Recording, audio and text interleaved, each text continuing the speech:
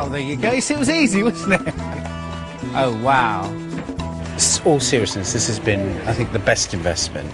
To go from 24 in a year to be on track to sell 500 just illustrates my point. And just the way that we've now priced it means actually everybody will do well. Leon, I can't carry it, I can't hold it. It's been hard work, but James is expecting Sammy to turn over nearly £500,000 this year. It's been great. We're seen as, you know, one of the biggest companies now supplying dog treadmills.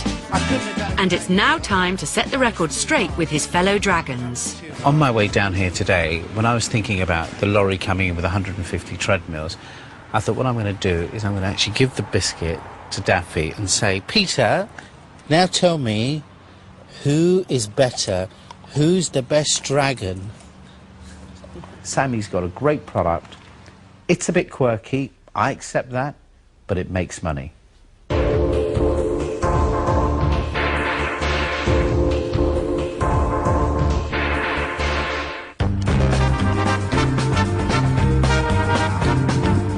After a busy day in the den, it's straight off to another important meeting. And whereas some of us might hail a taxi, James calls for a £2.8 million helicopter. The day job doesn't stop because you're filming. My business carries on. And I think to film a series of Dragon's Den, you know, is up to 20 days.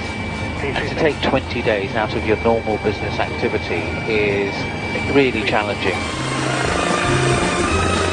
Okay, we're going now, Mr. Caan. Thank you, John. Eyes on the road, John.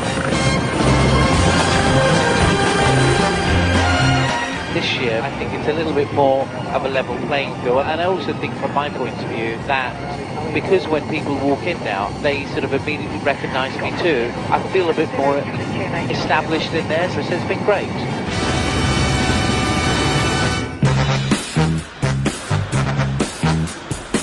Having sold his global recruitment companies for millions, James now spends every day risking his own money by investing in others through Hamilton Bradshaw, his venture capital company.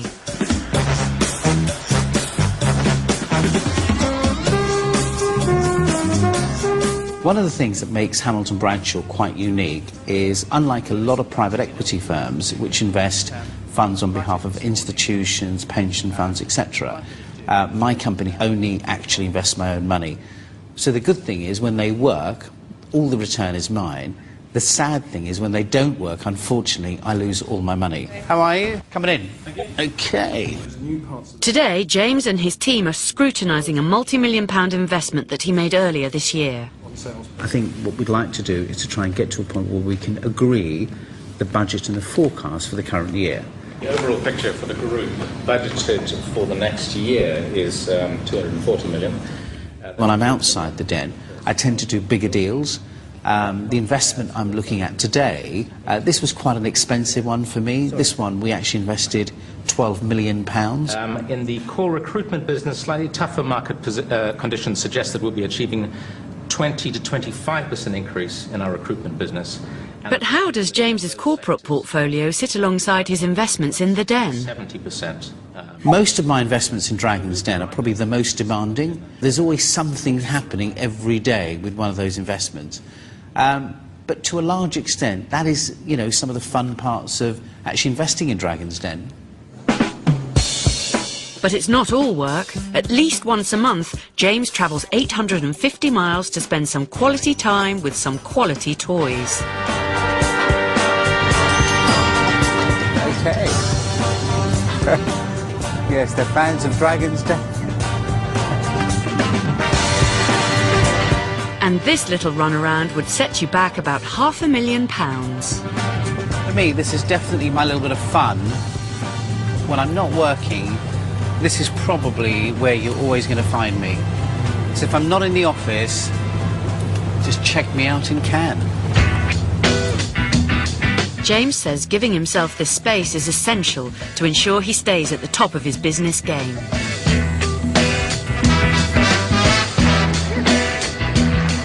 My life in London is like being on a treadmill. I'm going from 8 in the morning till midnight, 7 days a week.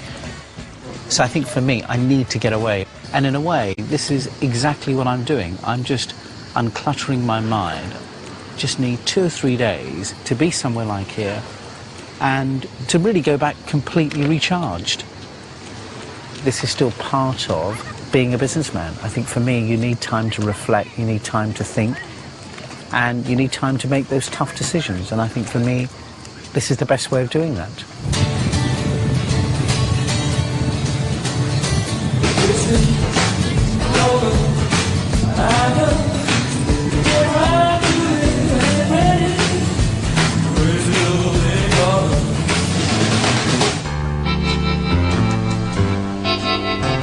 Spending time at his seafront apartment in Caan also allows James to see more of his wife, Aisha. This is the place that I love just to get away. This, honestly, apart from London, is just... To die for. Well, it's our second home. But even in his personal life, James never loses his focus on business. Aisha was my first investment. Aisha responded to an advertisement that I had in the newspaper, and she came in looking for a position, and I sat and I interviewed her and I looked at the CV, and while she was telling me a bit about her background, I was thinking, have I got the job for you? But it's not the one you applied for. It was a very, very unfair courtship and a very unfair interview because he had all my information. It was not unfair, darling. It was very one-sided. Aisha, no, Aisha, I just had the upper hand, and in my book, that's a very fair courtship. Instead of accepting James's job offer, Aisha had determined to open her own fashion business. James was intrigued. He said, why don't we meet and let's talk about it? And he was just basically trying to chat me up. I listened to her presentation, listened to her pitch, and thought, actually, you know something? I'll put up the money to launch your business. Despite having ulterior motives, this was still a promising business opportunity. But for James, back in 1981, the £30,000 needed was much harder to come by. He actually, poor chap, didn't have any money to back me. He went and got 3 gold credit cards with £30,000 of overdraft facilities, and that's how he backed me with his money. It's quite amazing. So, let me introduce you to my investment and my wife, all in the same breath. Hi, and he's never looked back since. Have you, James? Clearly not. Clearly not. Before returning to London, James is checking in on his latest luxury, a super yacht being built to meet his meticulous specifications. When I was starting my business, I never thought that I'd ever be in a situation where I'd be owning something like this. This 86-foot yacht cost around £4.5 million.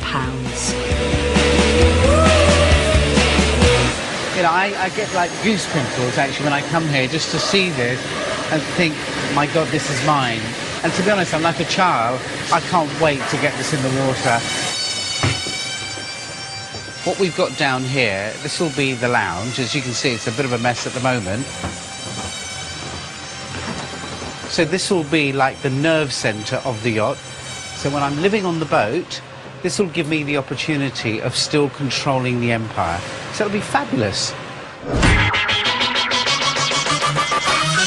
James is an expert in buying and selling businesses, making him the master of financial interrogation in the den.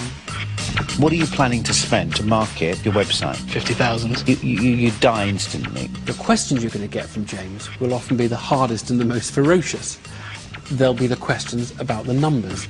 Can you just run those numbers by me again? Your forecast for 0809 is how much? And the profit in year 1? And what's the debt on that? What's your price point? He had the confidence in his own ability to reshape the way the den does certain things. He said, these deals don't have to be that simple. We can make deals more complicated and more interesting. If you deliver the numbers that you've said, I would be happy to come down to 40%. I'll drop to 20% in year 2 if you deliver your number. The other dragons realise this is what the professionals do, and they're now trying to copy it. We can put a ratchet system where you can get the 3% back. If you make in 3 years £250,000 profit, I'll give you that 5% back. I learnt a lot from your company today. Thank you. I'm delighted that you did, and Theo, thank you very much for today. Well, thank you for all the lessons. If James has made the